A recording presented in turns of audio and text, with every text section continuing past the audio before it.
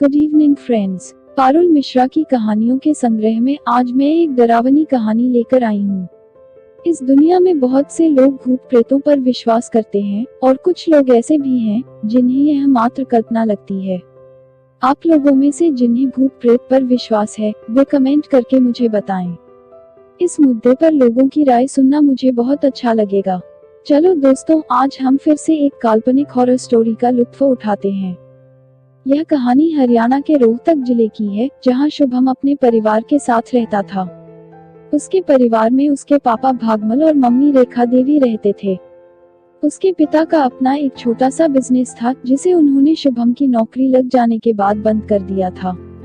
शुभम एक multinational company में senior electronic engineer था। उसने इलेक्ट्रॉनिक्स में एमटेक की डिग्री हासिल की थी। एक अच्छी सैलरी वाली जॉब मिल जाने से अब उसको किसी चीज की जरूरत नहीं थी। हालांकि मामूली इच्छाएं तो हर इंसान के जीवन में कभी खत्म नहीं होती हैं। शुभम अब चिंता मुक्त होकर सिर्फ अपनी जॉब पर ध्यान दे रहा था। उसका टारगेट कंपनी में जल्द से जल्द मैनेजर बनने का था। इस वजह से वह कंपनी में मन लगाकर काम करता था। कभी कभी वह डबल शिफ्ट भी लगा लेता था। उधर शुभम के माता पिता एक बात को लेकर चिंतित रहते थे। शुभम की मम्मी को शुगर की बीमारी थी, जिसकी वजह से वह अच्छे से कामकाज नहीं कर पाती थी। वे दोनों सोचते थे कि अब जल्द से जल्द शुभम का विवाह हो जाना चाहिए। शुभम अब अपने पैरों पर खड़ा हो चुका था। अब जरूरत थी तो बस एक बहुरानी की, जो घर संभाल सके। मगर शुभम की शादी में एक बहुत बड़ी समस्या थी। 22 साल की उम्र में सिर में कोई रिएक्शन होने की वजह से वह आगे से गंजा हो चुका था। अपने शरीर में यह कमी होने की वजह से शुभम शादी पर ज्यादा ध्यान नहीं देता था। लेकिन ऐसा बिल्कुल नहीं था कि वह शादी नहीं करना चाहता था।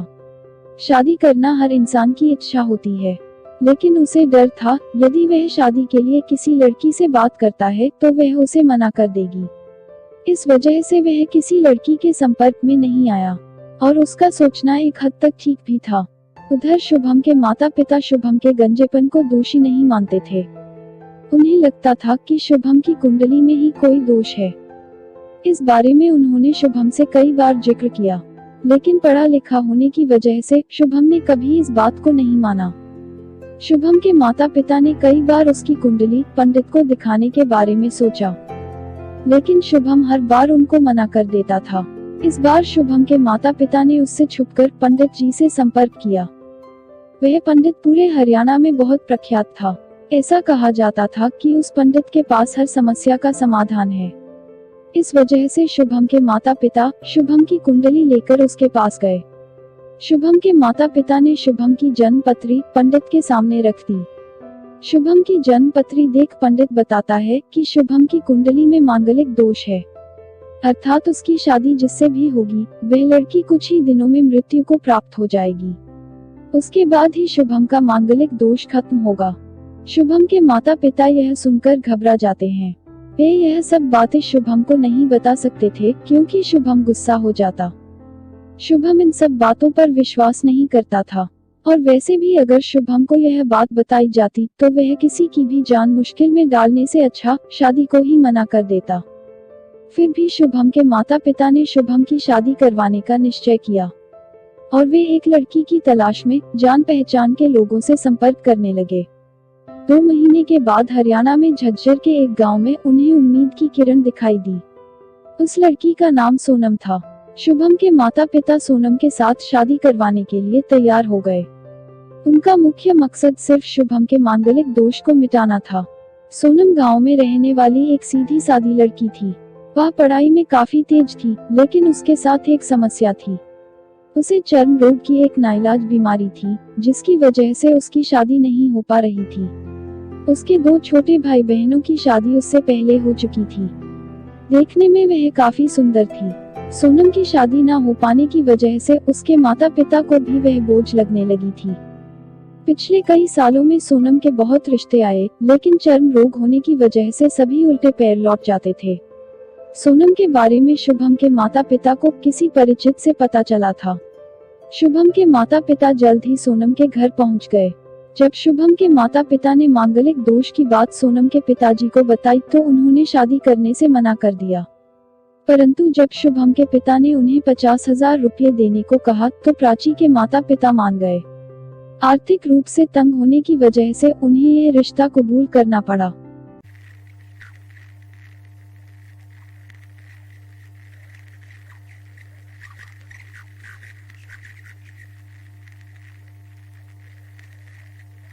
शुभम के माता पिता घर पहुंचते ही आनन फानन में शुभम की शादी की तैयारियां शुरू कर देते हैं। शुभम कई बार कहता है उसे लड़की से मिलना है, परंतु हर बार उसके माता पिता कोई न कोई बहाना मारकर मना कर देते थे। शुभम की शादी बहुत जल्दी हो जाती है, ना कोई रीति रिवाज ना कोई फेरे। उन दोनों की शादी कोर्ट में जाकर करवा दी गई। कोर्ट से आते आते रात हो जाती है। शुभम कोट पैंट और सोनम लहंगा पहने हुए घर में प्रवेश करते हैं। घर में घुसते ही सोनम मन ही मन मुस्कुराती है।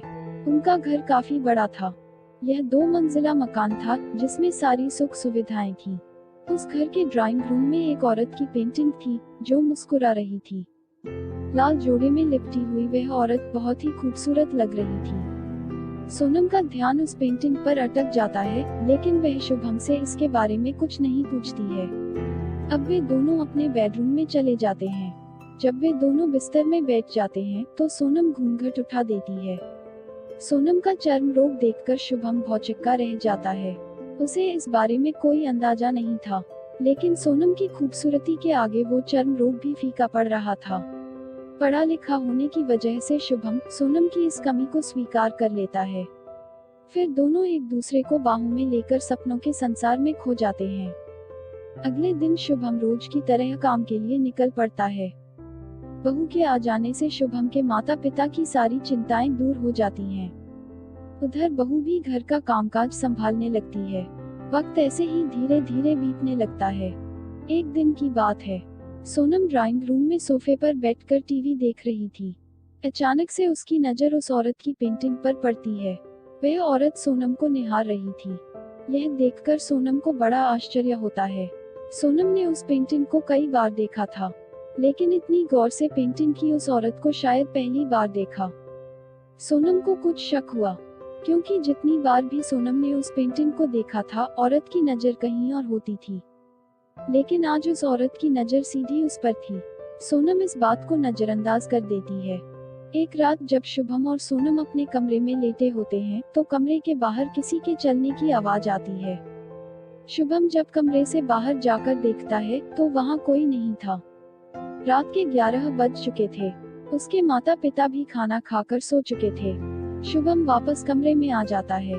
फिर शुभम और सोनम भी कुछ देर बातें करने के बाद सो जाते हैं। सुबह होती है और शुभम रोज की तरह काम पर चला जाता है।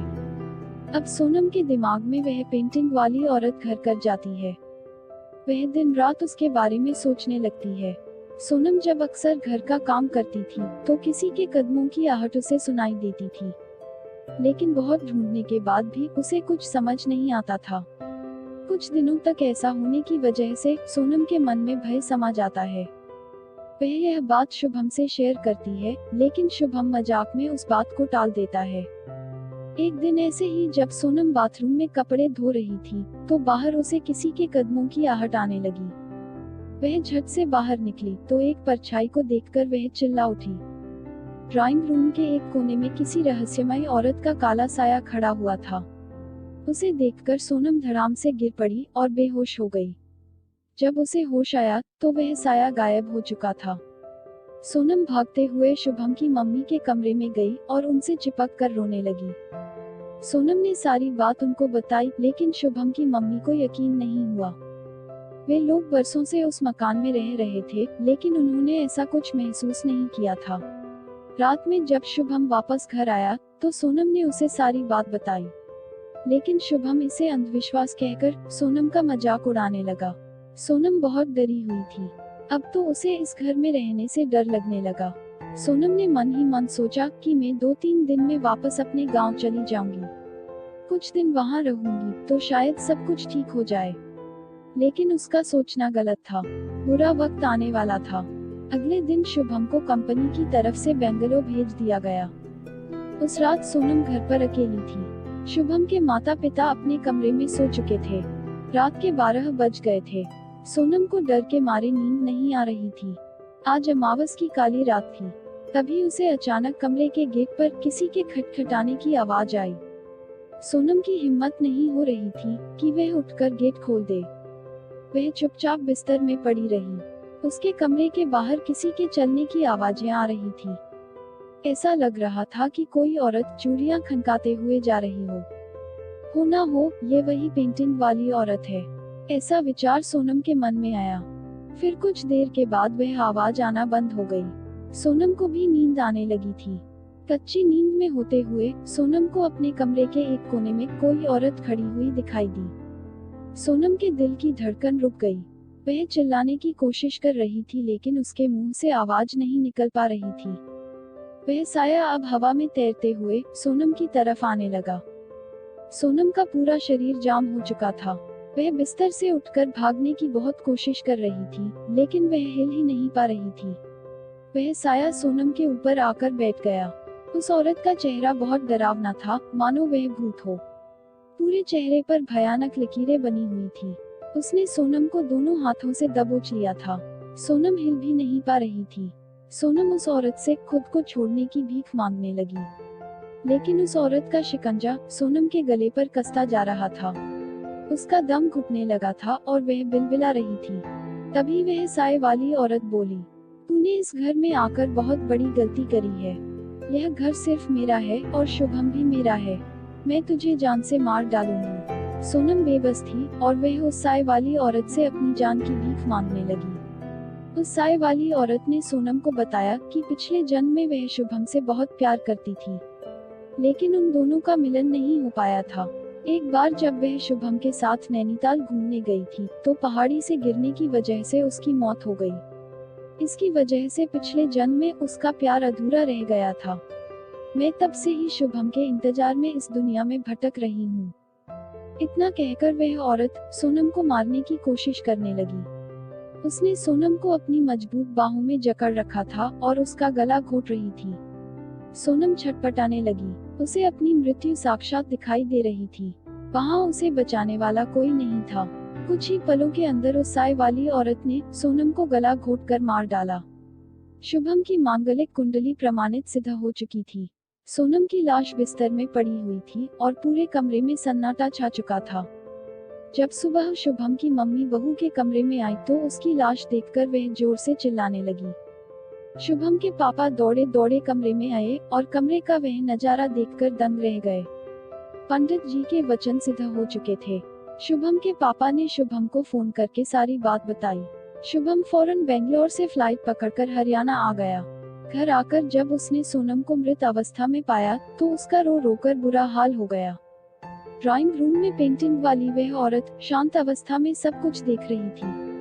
शुभम का वह घर उसकी गिरफ्त में था और शुभम की पूरी जिंदगी भी। कहानी से सीख। आज के इस वैज्ञानिक युग में इंसान ने बहुत सारी चीजों पर अपना स्वामित्व बना लिया है, लेकिन कुदरत की कुछ चीजें ऐसी हैं जो इंसान की समझ से आज भी परे हैं।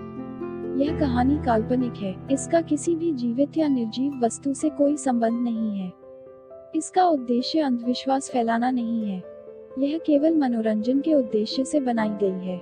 आपको मेरी कहानी कैसी लगी? कमेंट बॉक्स में बताइए ताकि मैं आप लोगों तक अच्छी अच्छी कहानियाँ ला सकूं। हमारे चैनल को सब्सक्राइब करना ना भूलें और साथ ही वीडियो को लाइक करें और अपने दोस्तों के साथ व्हाट्सएप, इंस्टाग्राम और फेसबुक पर शेयर करें। नई नई मजेदार कहानियों के नोटिफिकेशन के लिए बेल आइकॉन को जरूर दबाएं। धन्यवाद।